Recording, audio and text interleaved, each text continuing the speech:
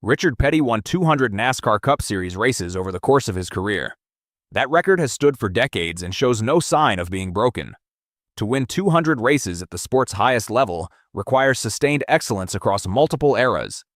Through changing regulations, evolving machinery, and a field that grew more competitive with every passing season, Petty managed all of it. He won his first championship in 1964 and his seventh in 1979. He won the Daytona 507 times. He competed at the front of the field not for a season or two, but for the better part of 3 decades. What that kind of longevity produces, inevitably, is rivalry. Not one rivalry, several, each shaped by a different era of the sport and a different kind of competitor. The men who challenged Petty most seriously were not simply fast drivers.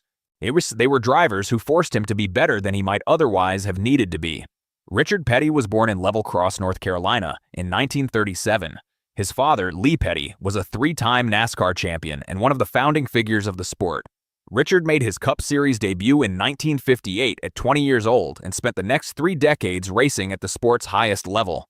His final record, 200 wins, 7 championships, 7 Daytona 500 victories, places him beyond any straightforward comparison with his contemporaries. Second on the all-time wins list stands at 84 victories. The gap between Petty and every driver who followed him is not a matter of degree. It is categorical. He raced through the sport's most turbulent decades, adapting to significant changes in car construction, tire technology, track configurations, and competitive structure. No other driver navigated that span of time while maintaining the same level of consistency. That is the foundation against which his rivalries need to be understood. The rivalry between Richard Petty and David Pearson is the most statistically significant head-to-head competition in NASCAR history. Pearson was from Spartanburg, South Carolina.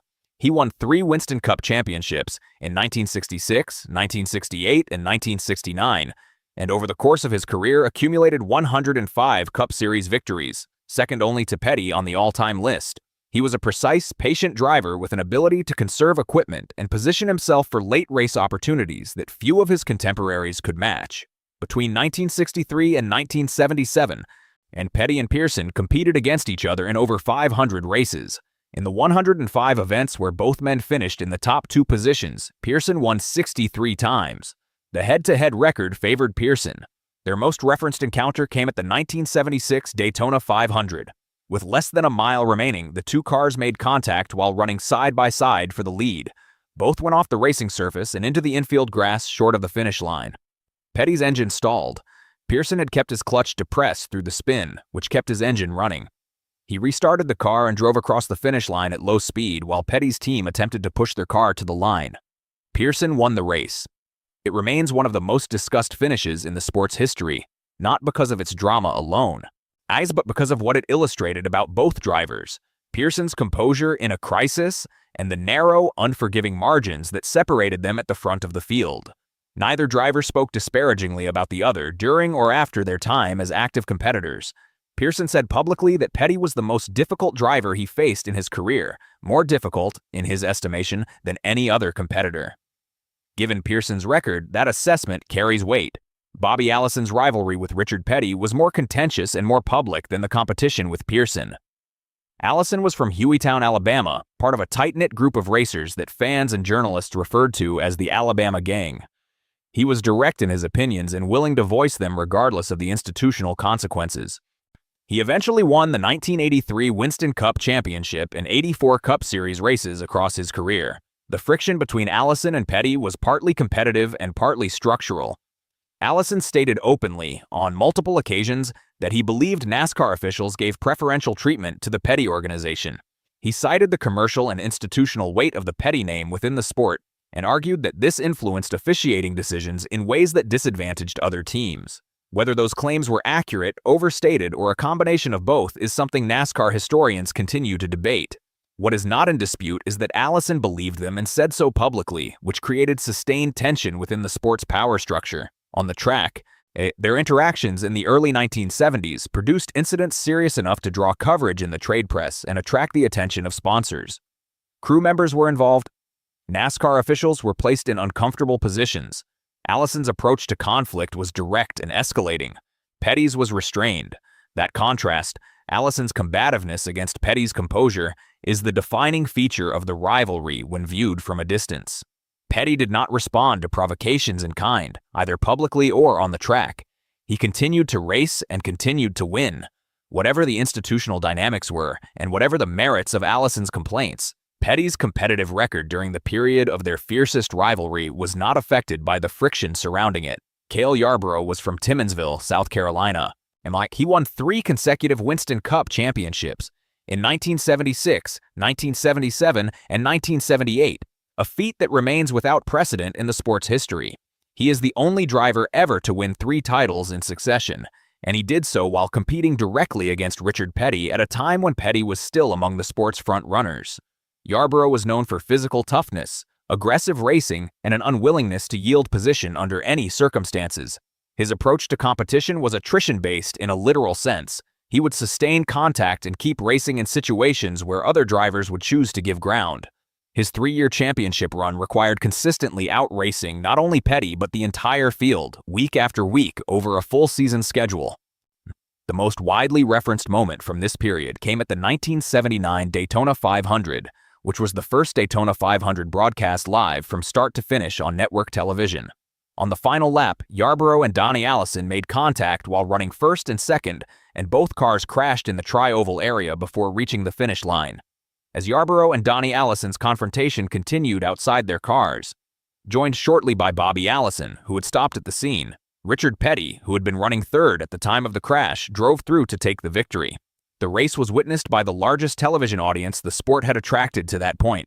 What viewers saw in the final moments, as it was Yarborough and the Allisons involved in a physical altercation in the infield while Petty crossed the finish line uncontested. As a piece of broadcasting, it did more to establish NASCAR's national profile than almost any other single event before it. Against Yarborough specifically, Petty had no margin for strategic error. Yarborough did not make races easy for anyone in his vicinity, and the championship battles of the mid to late 1970s required Petty to maintain the full standard of his operation to remain competitive. By the end of the 1970s and into the 1980s, the competitive landscape shifted. The drivers who now pressed Petty were not men who had come up alongside him.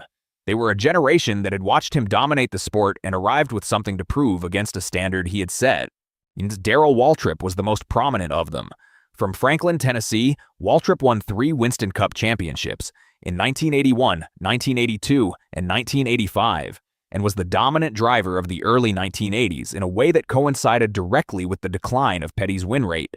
He was a vocal and media-savvy competitor who understood the commercial dimension of NASCAR's growing national profile and used his public presence as a deliberate competitive strategy. Waltrip openly questioned Petty's driving and the manner in which NASCAR's institutional culture continued to center on the Petty name. His criticism was more calculated than Allison's had been, framed in terms of the sport's future direction rather than specific grievances. And it was delivered with the confidence of someone who was, at that stage, outperforming Petty on the track.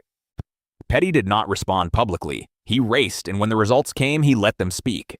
His win total slowed through this period, which was a natural function of age and the improving competitiveness of the field, but his presence in the sport remained significant regardless of his results.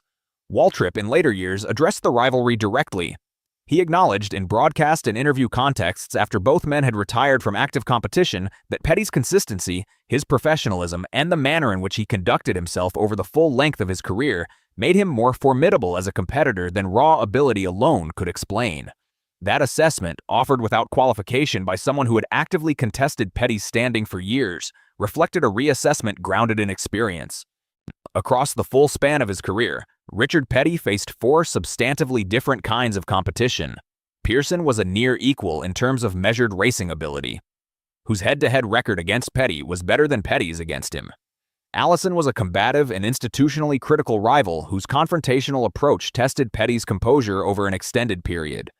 Yarborough was an attrition-based competitor who won 3 consecutive championships and demanded Petty's full operational output to contest. Waltrip was a generational challenger who questioned the cultural continuity of Petty's position at the sport's center. None of them broke through the record. 200 wins remained Petty's when he retired. 7 championships remained his. The rivalries produced the conditions it sustained. High-quality competition over decades that the record required to mean what it does. That is the context in which Richard Petty's career is most accurately understood. Not as a man who dominated in the absence of serious competition, but as one who produced his record despite it.